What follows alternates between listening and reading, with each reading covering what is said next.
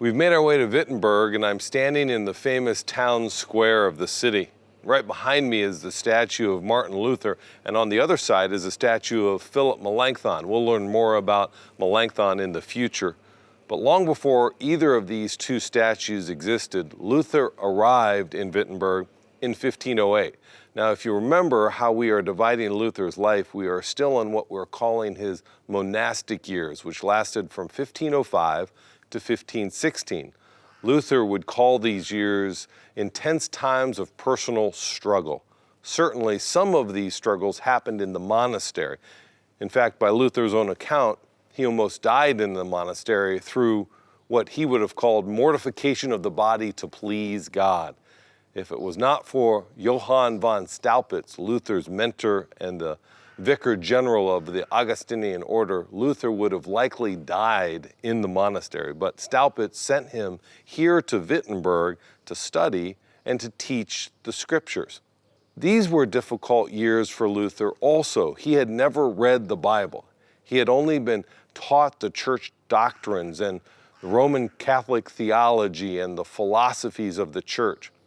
You can see much of his theological transitions as you read his early works and as he teaches and lectures here at the university. The real transition came for Luther around 1515 to 1516 as he was studying the book of Romans. It has become the famous Reformation text, Romans 1:17, for in it the righteousness of God is revealed from faith for faith.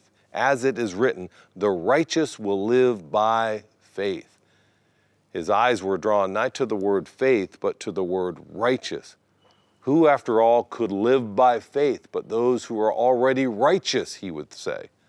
The text was clear on the matter. The righteous shall live by faith.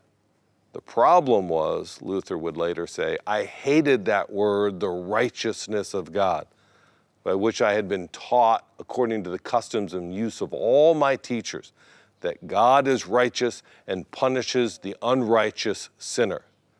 The young Luther could not live by faith because he was not righteous, and he knew it. But then as he continued to study the scriptures, the Lord began to reveal to him a way through his dilemma, and the truth of scripture came shining through.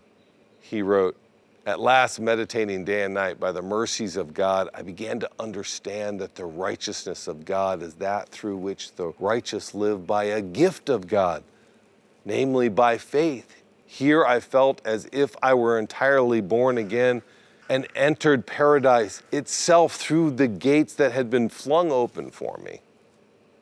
That was a turning point in Luther's theology and life. And it closes the chapter on the monastic years, and it ushers in the third division in his life, what we're calling the Reformation years. We'll study those next as we continue our tour of Wittenberg.